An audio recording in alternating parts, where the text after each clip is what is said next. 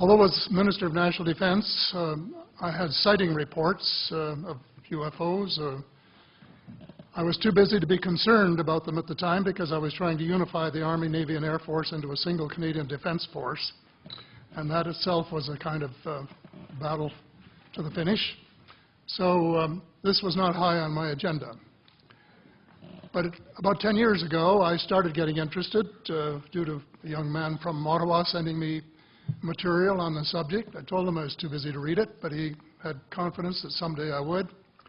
It took me a while to get around to reading it, but I took it for my summer reading in 2005 and was really impressed with what was contained in it. And what I thought to myself is there are huge issues here, huge issues. And the American people and the people of the world have a right to know what's going on because they're part of it. It's not just an isolated thing. I accept the invitation of Victor Viggiani, who's over here somewhere, and his cohort, Mike Bird, to speak to a symposium at the University of Toronto. And I said, UFOs are as real as the airplanes flying overhead. That gave me the dubious distinction of being the first person of cabinet rank in the G8 group of countries to say so unequivocally.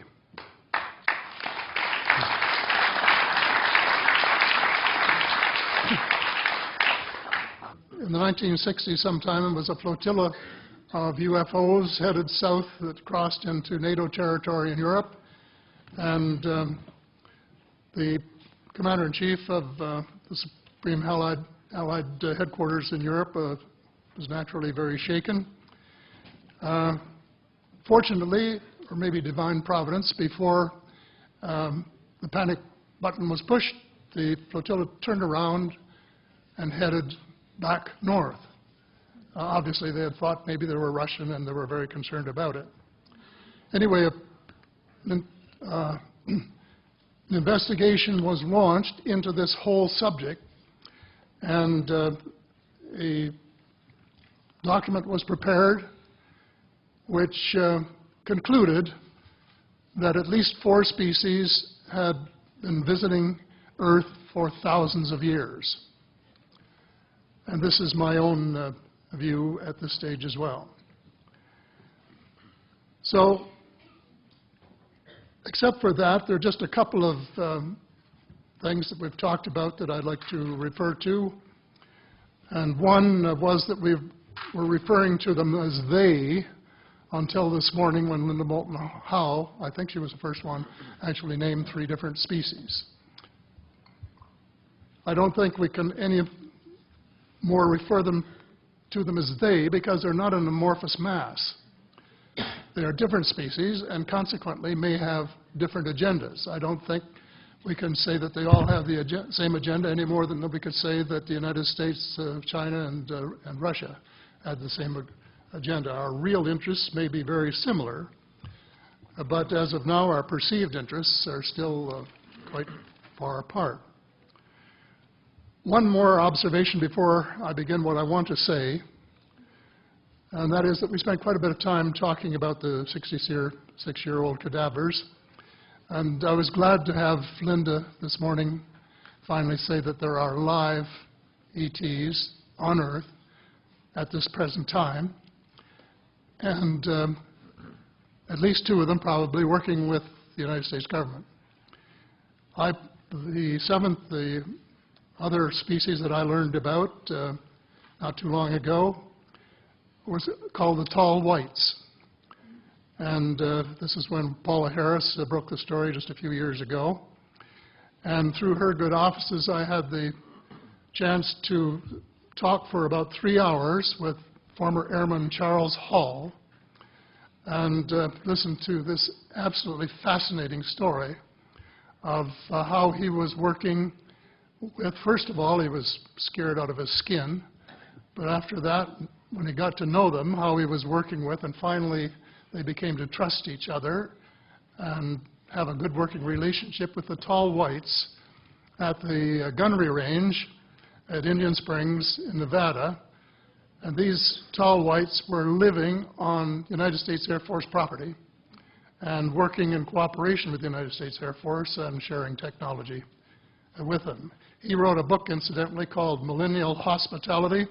There are 4 different versions, but Paula says that Millennial Hospitality number 2 is the best. I think that's the one I read, and it's a very interesting read if you want to sort of get inside the problem of what it's like to bump into these people floating across the terrain in the desert. Well, enough on that for now. My interest is in full disclosure.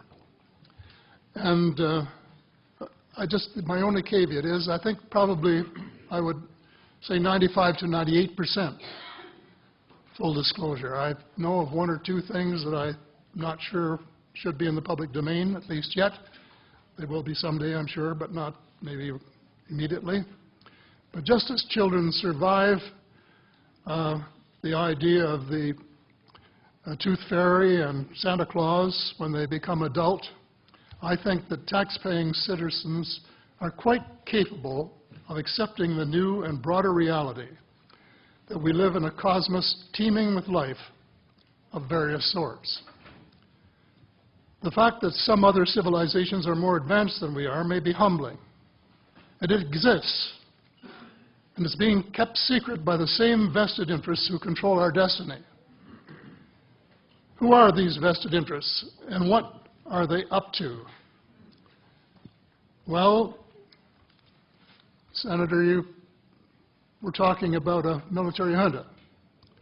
In my opinion, that is true, but I have broadened and deepened the definition to cabal, and the cabal comprises members of the 3 sisters: the Council on Foreign Relations, the Bilderbergers, and the Trilateral Commission, the International Banking Cartel, the Oil Cartel, members of various intelligence organizations, and select members of the military junta, who together have become a shadow government of not only the United States, but of much of the Western world.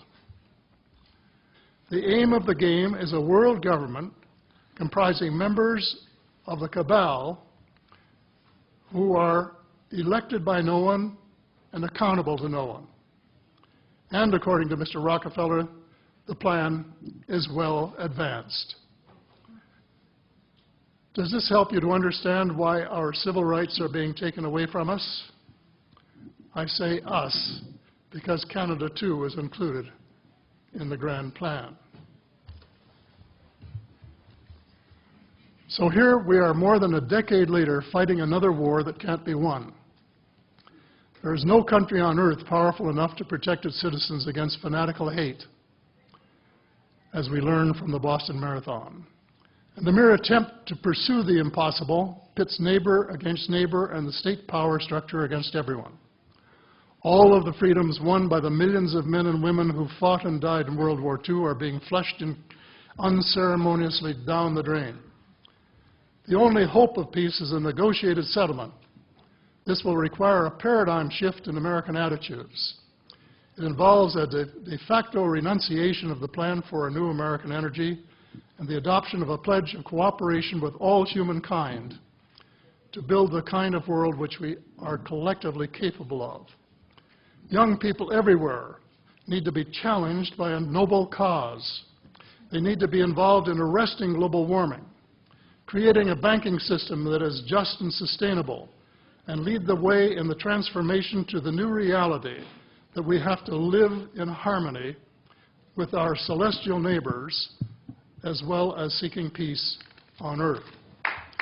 In a word, we have to become spiritual beings and practice the one tenet that the world's major religions have in common, and that is the Golden Rule.